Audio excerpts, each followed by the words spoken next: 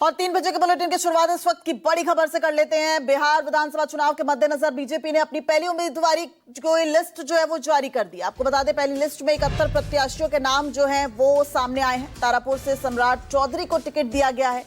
लखीसराय से विजय सिन्हा चुनाव लड़ेंगे। सिवान से मंगल पांडे को टिकट दिया गया। तो पहली 71 उम्मीदवारों की लिस्ट जो है वो बीजेपी ने जारी कर दी है और पहली लिस्ट में 9 महिलाओं को भी शामिल किया गया है। अधिकतर मौजूदा विधायकों को टिकट दिया गया है। बेतिया, परेहर, दरभंगा, सीतामढ़ी, आरा, औरंगाबाद, इन तमाम सीटों से उम्मीदवारों की पहली लिस्ट बीजेपी ने आज जारी कर दी है। कुल 71 उम्मीदवारों की लिस्ट जो है वो बीजेपी ने आज जारी कर दी है। इससे पहले आपको बता दें, केंद्रीय चुनाव समिति की बैठक रविवार शाम को हुई थी और आज यानी कि 2 दिन बाद अब बीजेपी की पहली लिस्ट जारी हो गई है। बीजेपी 101 सीटों पर इस बार चुनाव लड़ रही है।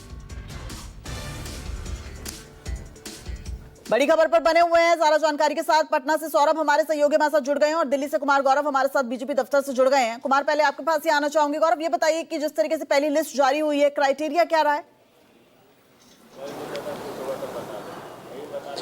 देखिए, बिल्कुल पहली सूची जो 71 उम्मीदवारों की है उसमें कम से कम ये जरूर दिखाता है कि बीजेपी ने अपने पुराने चेहरों पे ज्यादा भरोसा जताया है। जो दिग्गज नेताओं हैं उन पे ज्यादा भरोसा जताया है। अपने पूर्व सांसदों में से कुछ पर भी भरोसा जताया है। 71 जो उम्मीदवारों की सूची है उसमें से प्रमुख तौर पे मुख्य जो मंत्री हैं, जो बड़े चेहरे हैं बिहार के, उनको टिकट मिला गया है। इसके अलावा जो वरिष्ठ नेता हैं उनमें से कुछ का टिकट जरूर कटा है 70-72 की एज वाले का, लेकिन अगर उस सीट पे कोई जिताऊ उम्मीदवार नहीं है तो वैसे वयोवृद्ध नेता भी बच गए हैं, उनको भी टिकट मिला है। जैसे प्रेम कुमार को गया से टिकट दिया गया। इसके अलावा मैं सबसे पहले सीट कटने वालों की अगर बात कर ली जाए तो नंद किशोर यादव का टिकट कट गया है। 72 साल के नेता है। रीगा विधानसभा सीट से मंत्री मोतीलाल प्रसाद का टिकट कट गया है। उनके स्थान पर बैद्यनाथ प्रसाद को प्रत्याशी बनाया गया है। औराई सीट से रामसूरत राय का टिकट कटा है। उनकी जगह रमा निषाद को मौका दिया है। इसके अलावा वरिष्ठ विधायक अमरेंद्र प्रताप सिंह का भी टिकट कट गया है। तो जाहिर सी बात है, जो 2 पूर्व सांसद हैं, रामकृपाल यादव और सुनील कुमार पिंटू को सीतामढ़ी से टिकट दिया गया है। यानी इन 2 पूर्व सांसदों पे बीजेपी ने भरोसा जताया है। 71 में से 9 महिलाएं हैं।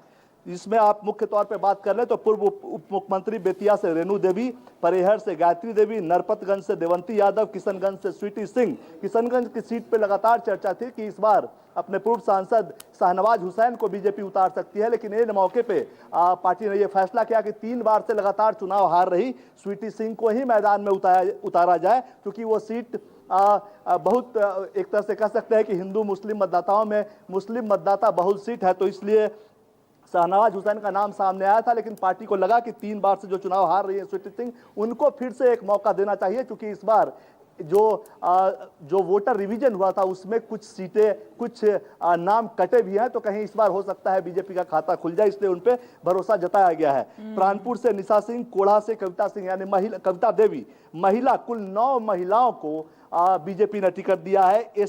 5 एससी कैंडिडेट्स को उतारा है। इसके अलावा 1 एसटी कैंडिडेट को भी उतारा है। सबसे खास बात जो मैं कह रहा था कि बड़े नेताओं पे, जो कि कई उसमें से एमएलसी हैं, पार्टी ने कहा था कि आप लोगों को चुनाव जीतकर आना होगा। वैसे में मंगल पांडे को सिवान से, नीतीश मिश्रा को भी उतारा गया है, नीरज कुमार बबलू को भी उतारा गया है। वो छातापुर से विधायक भी है, उनका टिकट रिपीट किया गया है। जीवेश मिश्रा, राजू सिंह, कृष्ण कुमार मंटू, सुरेंद्र मेहता, डॉक्टर सुनील कुमार, संजय सरावगी, इन तमाम लोगों को फिर से टिकट दिया गया है। प्रेम कुमार 70 साल के हैं, उनको भी टिकट दिया गया है। उनकी चर्चा थी कि वो सीट उनके पास नहीं रहेगी, बदल दिया जाएगा, लेकिन आखिरी मोमेंट पे उनके नाम का फिर से ऐलान किया गया। तो कुल मिलाकर सबसे खास बात, पटना साहिब से 7 बार के विधायक रहे नंद किशोर यादव, 72 साल के आसपास के हो चुके हैं, उनका टिकट कट गया है। और रत्नेश कुशवाहा को पटना साहिब से टिकट दे दिया गया है। कुम्हरार से अरुण सिंह का टिकट कटा है, वो भी पुराने दिग्गज है। उन्होंने 1-2 दिन पहले पत्र लिखकर भी, पार्टी के कहने पे ही उन्होंने पत्र लिखा था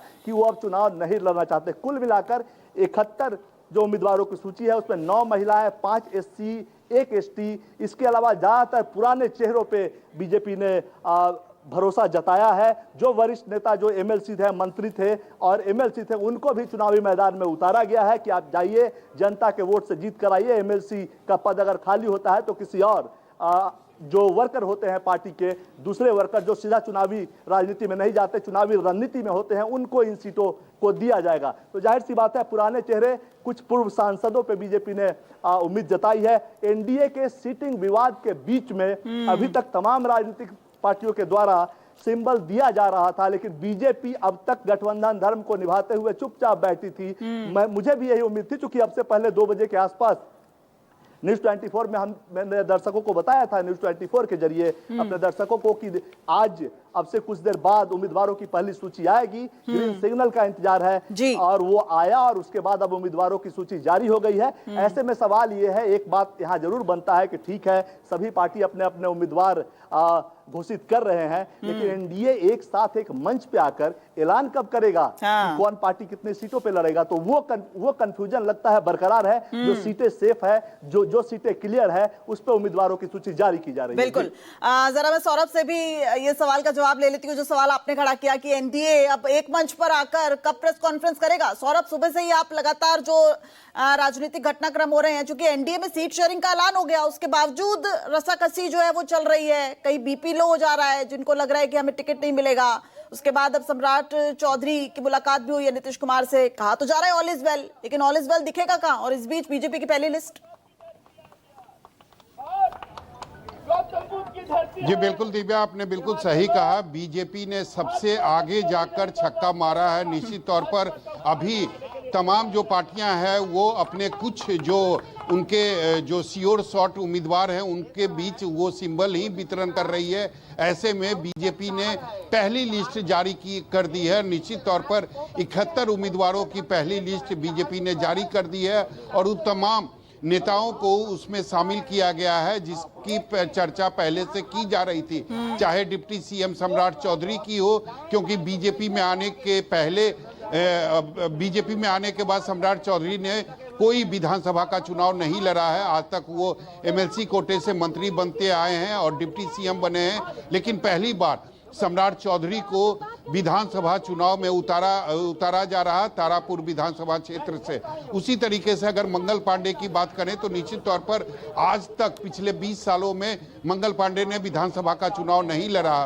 पहली बार सिवान विधानसभा क्षेत्र से मंगल पांडे को चुनावी मैदान में उतारा जा रहा है। इसके अलावा अगर 2 जो विधानसभा क्षेत्र पटना साहिब और कुम्हरार की थी वो निश्चित रूप से खाली कराया गया है और नए और युवा उम्मीदवार को मौका दिया गया है। इसके अलावा अगर गया की सीट की बात करें तो प्रेम कुमार जो 8 बार विधानसभा का सदस्य रह चुके हैं, यानी 8 बार वो विधानसभा चुनाव जीत चुके हैं, उन्हें 9वीं बार मौका मिला है। ये सबसे बड़ी बात है।